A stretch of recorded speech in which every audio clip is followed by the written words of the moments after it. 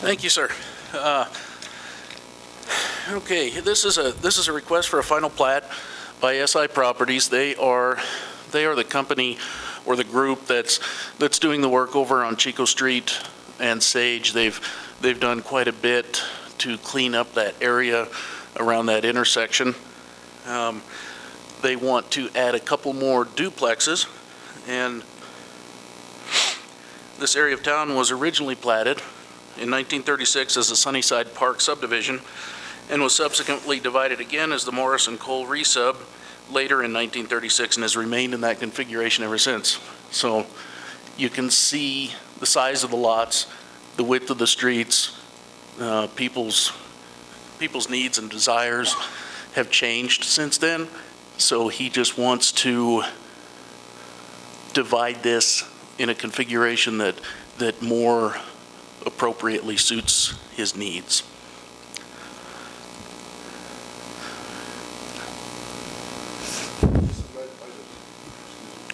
This is over by the school, by the elementary schools? Or Yeah. no? Heather, could you pull up the exhibit? No, this is over by the car dealership. Oh, okay.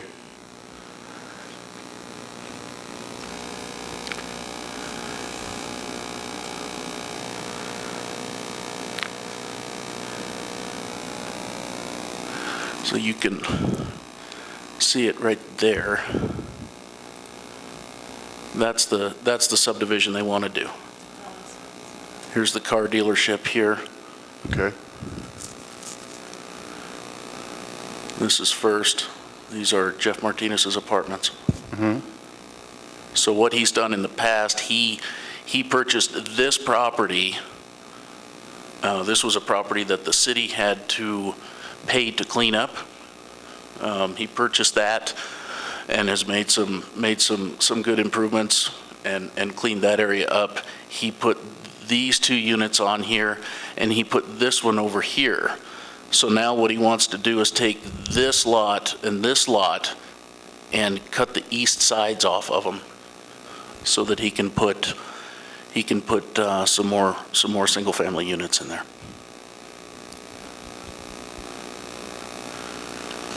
And Pat, my understanding is he has the access worked out for that back corner lot, and that Yes. Planning Commission approved this unanimously? Planning Commission approved this unanimously. I'm sorry, I should have said that. This here is an access easement to this lot back here. So nothing's landlocked. It's served by roads on two sides, and it has city services already available. Pat, the remaining property, does that have utility access? The rest of the property in that area, does that have utility access or not? Or Yes, sir. It does, or, okay. It's off of Chico. It's an unimproved road, but the owner has... He has set aside- provided escrow funds, I believe, in the amount of roughly $4,500. $4,500. For the future improvement of the street. He's also interested, he's buying this property right here. He wants to develop this, and he's going to talk to the other property owners about possibly doing an SID to improve Sage.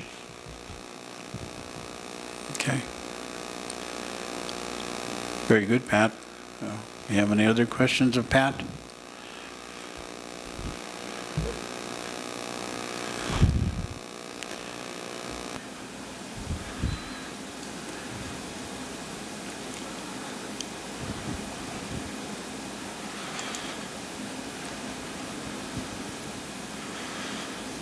Is there any further discussion, council?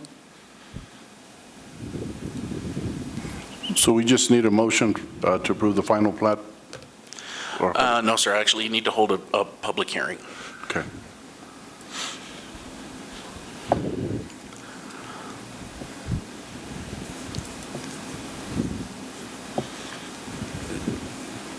So if there's no further discussion, I move that we You just need to open a public hearing. Open it now? Yes, so Oh. Pat needs to sit down, if you're done asking him questions, and open a public hearing.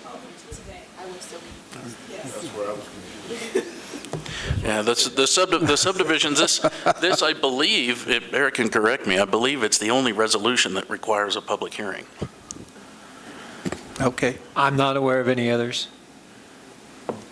If there are no further questions, I will open the public hearing for the request of SI Properties LLC for final plat approval for the SI Properties subdivision. If there's anyone in the audience wishing to speak for or against this, please step to the podium, make your wishes known.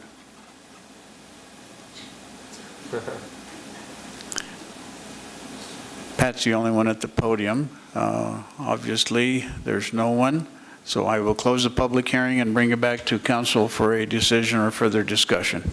Councilor Griego. Now, is it proper to make a motion to approve this, or a resolution? Which way do we go? Yes, sir. Yes, make a Yes, motion Counselor. to approve the final plat of SI Property subdivision by approving resolution number 15-2017. I'll make that motion. Thank you for making it from. I will second. I've got a motion and a second. Is there any further discussion? Start voting, please. Ms. Hawley? The motion carried unanimously. Thank you. We'll move on to the award of bid 2017 First Street reconstruction. Thank you, Pat. Thank you, sir. After a lengthy and much more involved design process than typical that has included a civil engineer, a contract traffic engineer, hospital and university personnel, and Excel Energy, the City of Alamosa received one bid for the 2017 First Street reconstruction project.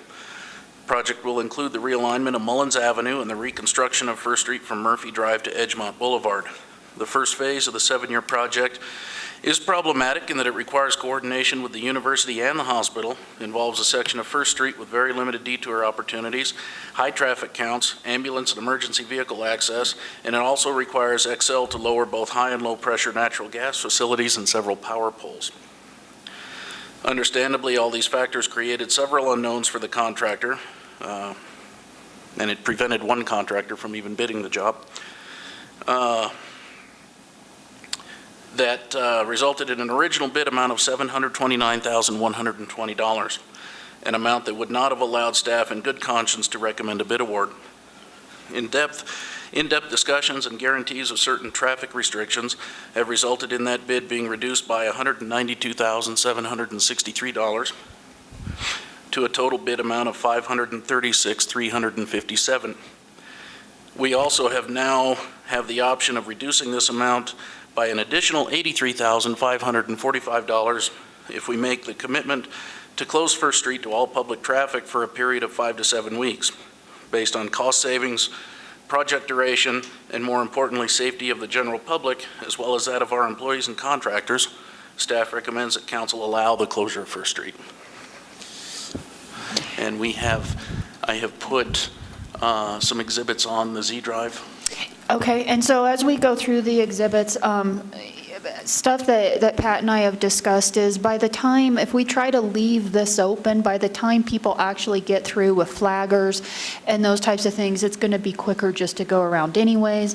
Most of this during this time of the year is local use anyways, and people are going to find alternative routes to avoid this.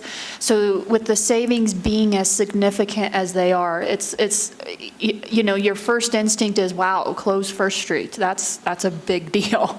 But with these types of savings and the safety and the ability to hopefully move it along much more quicker is what we really put a lot of weight on. And I think when Pat starts going over some of the alternative routes and what this would really look like when it's phased, I think it will start to make a little bit more sense as well. So Pat, where do I look on the Z Drive? It's One question, if I may, First Street traffic flow or something?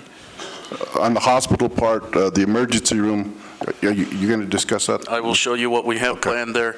And just to back up Heather's point, I was going to get to that when I showed the pictures, but I've actually driven the different detours, and I think they will be faster than waiting for flaggers.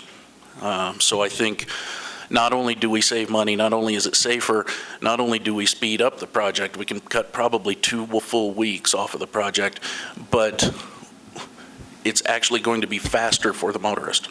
And I'm sorry, Pat, what's it titled? The folder is First Street Flow Options. Did you spell out first? Yes. Okay, I've got 3. Which one would you like me to? Mullins. Mullins?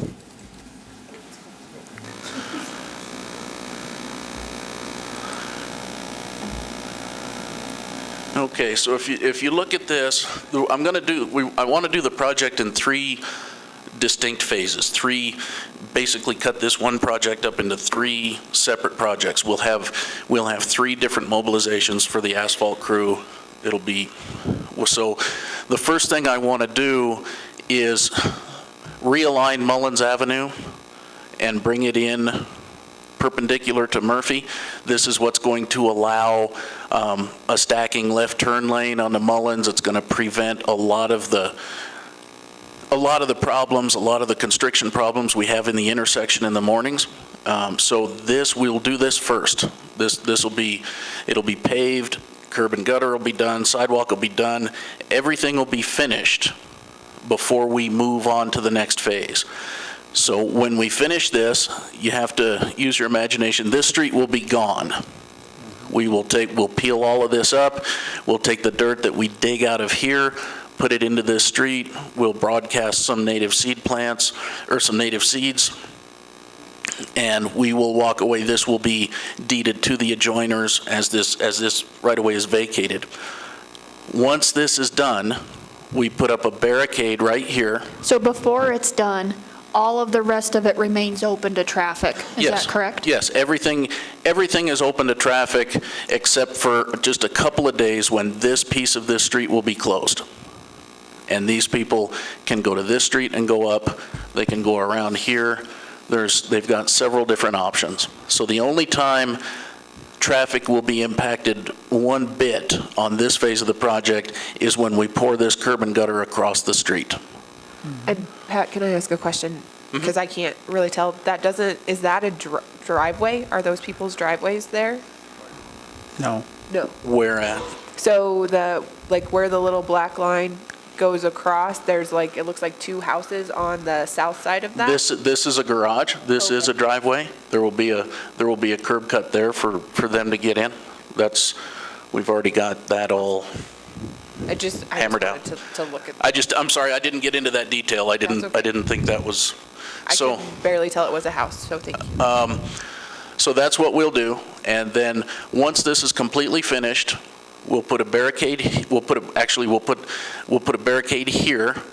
We'll put a barricade here. This will be the most painful part of the project, in my opinion, because we have to rebuild this intersection, this piece of the street, and we have to get in here and work this pretty hard, because you've all seen the shoving and the rutting we get on the outside of this turn right here.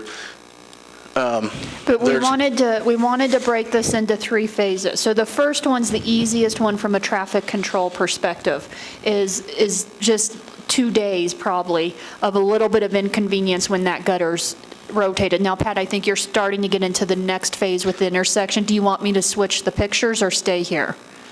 I was going to say just a couple more things. When we finish this street and it's all done, we'll put a barricade here. Then when we move down into this intersection, southbound Murphy, for those people that come into town on Murphy, they're probably going to learn to either come down Victoria or they're going to come around and come down Monterey on the east side of the campus. Because when they get here, there will be a barricade, and they'll have to turn, and these people coming east on Mullins will have to turn north. So if you go to the intersection. But that new section will be open for them to utilize, correct?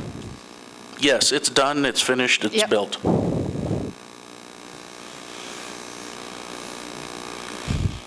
Pat, the vacation of that street obviously is, the property is going to be divided between the 2 property owners. Yes, sir. Has the church expressed any interest in using part of that south portion of the vacation for a parking lot by any chance? Not a parking lot, they want to build a home on it. Or they want to build, Yeah, okay. and that's one of the things that held this up for, oh gosh, how long have we been working on this? I think 4 or 5 years I've been working on this with the church, and they've been trying to make arrangements, make agreements, make deals with the property owner to the south, and they haven't, to my knowledge, they still haven't done it, but they're ready for us to build the street. Thank you, Pat. So here, we've moved down into the intersection. We have to work here. Like I said, southbound Murphy will split up here and either come down Victoria or come down Monterey over here. Eastbound First Street, anything that needs to get past Pike right here will be routed south to the highway, where they can choose which direction they want to go, or they can come down here to Second and access the hospital, access the clinic, get into any of this stuff they want from Second Street. So it doesn't impact anything down here. And then the people that need to get on this stretch of First Street will just have to do it from Victoria. This right here and this right here will have signs saying street closed ahead, so that they know if they're not very local traffic, they need to turn around and get out of there, because they'll get stuck. So, like I said, this will be about 2 weeks, and I think it'll be the most painful part of the project. And then there is still that section along First that they can go if they wanted to access those areas. They just aren't going to get to the intersection, correct? Right, yeah. These people, like I said, unless they need to if they have to get past Pike, they'll come south. But they can still access anything in here during that 2 weeks. And I'm not sure if anyone's driven on First this afternoon, but the hospital already actually has their entrance closed off and that whole area as well. So there's not much accessing to go on for that portion of it. So this is phase 2. Is there any questions in regards to, so only that intersection? So I'm gonna make it a little bit bigger so you can see the red area, but only that area right there is going to be closed to traffic. So that's why we're trying to do it in 3 phases. And I can zoom back out if you want to see those other routes, but that's the only area that would be closed to traffic. We think if we do it this way, it's going to be inconvenient, regardless of how we do it. But we think this will be the best way, because what we'll do is we'll do this portion of the project with the closures that we just talked about and the detours that we just talked about. And again, this will be the second mob on the project for the asphalt company. They will come in and get this completely paved, get it all done, and be out of there before we move on to the 3rd phase, which will be First Street. Is there any questions on this phase before we can move on? Which will make our next detour possible. I've got a question specific to CDOT. Anytime you're going to be heading south on any of those streets during phase 2, have we worked out anything? Because we don't have any. The only thing we have is stop signs. We don't have any stoplights or anything for traffic that wants to turn left onto 160. Turning right isn't too problematic, but turning left is going to be a little bit more difficult.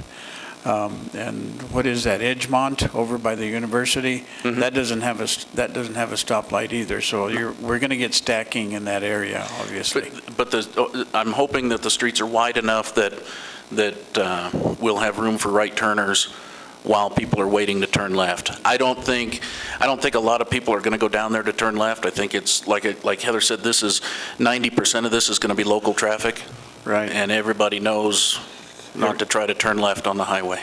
Yeah, I kind of have a feeling they're all going to go up to Sunset and go over to Stadium and then down Monterey. Yeah, if I was coming from the north part of town, I'd go down Victoria to the light, and then I'd come into town on the highway. Right. Yeah. Okay? Are you guys ready for the next phase? Thank you. I think that I see the answer to this. So Second Street goes all the way, because aren't those businesses right there? Isn't there a business on, I think it's Pike, at that corner, and then there's that parking lot there? Is that just is that a hotel? This, Motel? this is the hospital parking lot. This is the old Alamosa Inn that the hospital owns now. Okay. This is their conference center.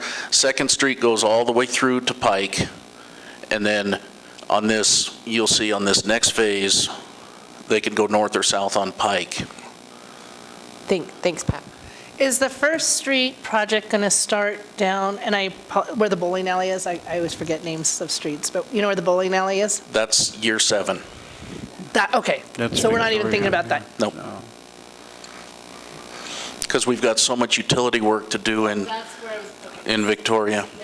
Everything's going to come together in a perfect storm, and First Street and Victoria, right there, that area will be the brunt, the vast majority of our street work that year, in year 7. Okay, so I'll move to the third phase. So this is what we would like to do in the third phase. The intersection is done and complete. We've built the turn lane for the right turn off of First. This is built, so this all works. We will close First Street from the east side of Pike to the west side of Edgemont. Westbound traffic on First can go south on Edgemont, west on Second, north on Pike, and then continue west on First.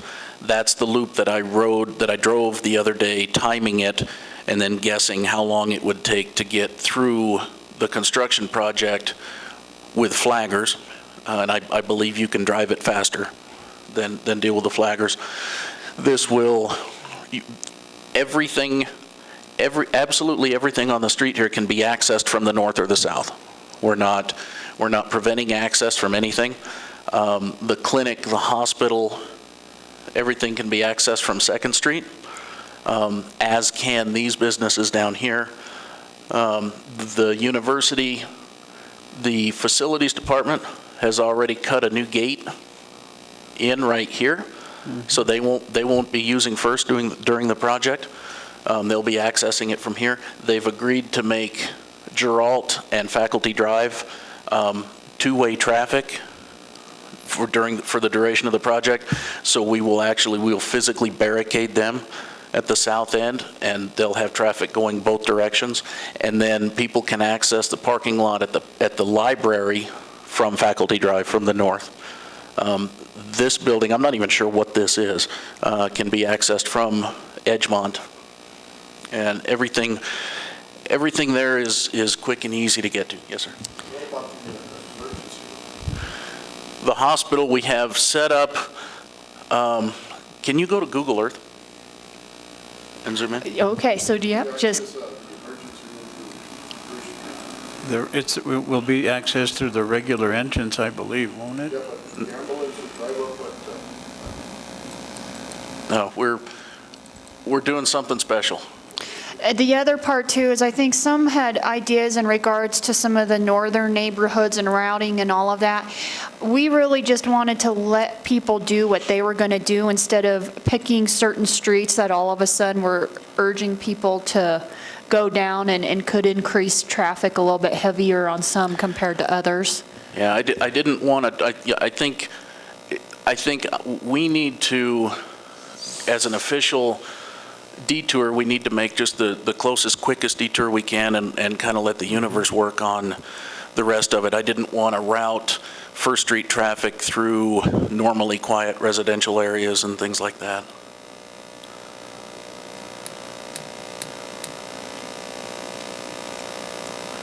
Zoom in a little more. There really aren't really quiet. Okay, so what we've talked about with the hospital, I've met with the hospital twice, and I've met with Valleywide. Pat, just a minute. I'm not sure everybody's, just one second. We're just comparing notes here. Okay, okay. So one thing about this project I've lost a lot of sleep over was the ambulance access. That was causing me a lot of heartburn.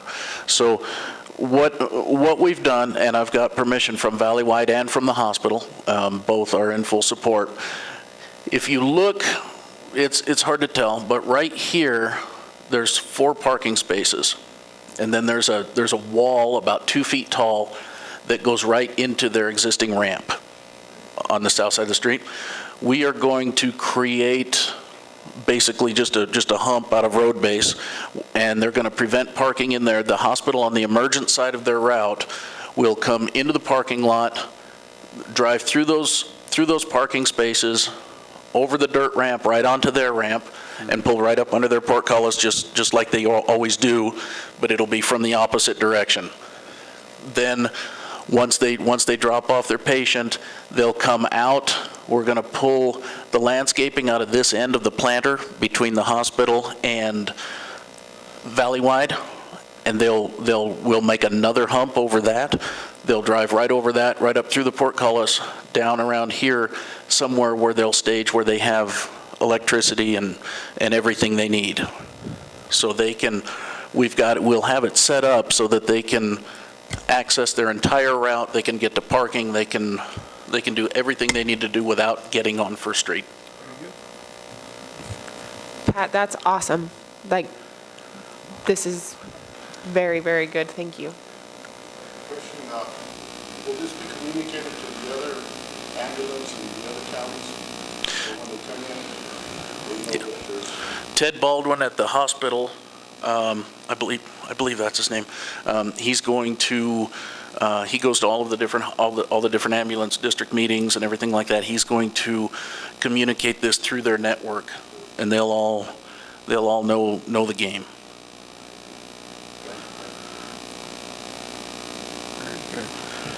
So that's the detour that, like I said, it's going to be safer. It's going to be faster for the motorist. It's going to be faster for the project, and it'll save us almost $85,000. Exactly. I have a question for you. When I was looking at your notes, if we close down First right now, and with the reduction in the bid cost, the 80-some thousand plus the other, is it close to about $275,000 in savings from the original bid? Close to that It's amount? 192 plus 83. So about 270. So 270,000, something like that. 70,000, which is quite a bit, and that's a good thing. My question is, if we're able to save that money, and at this point in time, since we're doing construction in that area, is it possible for us to use that savings to go eastward and do more work on that street to possibly reduce the construction time? They're actually not savings. So They're we've not got the bid savings. reduced, but our amount in the budget was $400,000. So with those cuts, we're coming in at $452,000. We're still a little So- over budget. My estimates on this were 400,000, and they came in at 729. And Okay. I had to go to the hospital, had to get some special treatments. Oh, Okay. geez. I almost did. That explains it then, because I was just thinking, wow, if we're saving that kind of money, why not at this particular time, since we're working in that area to... If those were maybe really go- savings, I would have suggested the same thing. Okay, thank you. Pat, I've got a specific question to the utility poles in that area. Are they going to be removed? And what's going to happen with the utilities? Are they going underground? Is that They're what's not going underground, they're being shifted to the north. the north? Okay. I'm having Excel move them out of the existing sidewalk, move them to the north far enough that we can build a new 5-foot sidewalk through there. Very good. Because most of those utility poles are right in the walkway. Yeah. Right away. Thank you, Yeah, Pat. I wanted them to put it underground. They even said it would be better for them, for them to be underground, but they didn't want to pay for that. Yeah. Thank you, Pat. Any other questions of Pat, Council? Or staff? Pat. Councilor Coleman? Thank you, Mayor. Pat, at this stage of the process, Do you have any other recommendations or anything else you would like for us to entertain at this time in regards to this construction that maybe you've discovered since you've been pacing that area and charting it? No, sir. It's just keep an open mind. It's going to be, it's a big job. So Okay. I'm still a little fearful about getting down into the street. I've heard stories about what they ran into when they built that library parking lot, where they had to do a bunch of over excavation and bring in a bunch of imported fill, which is never cheap. It's just a matter of getting in there and finding out what you've got. So. I think Okay, the thank you. other, we've had some concerns with the gas portion of Excel and how quickly that's moving. So we're a little nervous about that. In regards to public information, depending on what council approves tonight, we will obviously then do really heavy public education, both on our website, social media. Hopefully, we can sit down with Ruth and maybe provide the appropriate maps and those types of things to go with the story.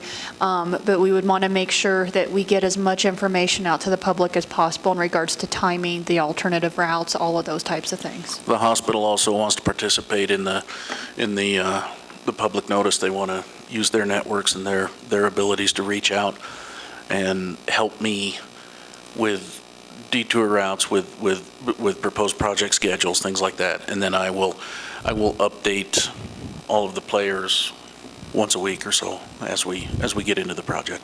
Councilor Hensley? When are we seeing this starting? Well, if you approve this tonight, I would anticipate within the next 10 days, start to see something happen on Mullins. Very good.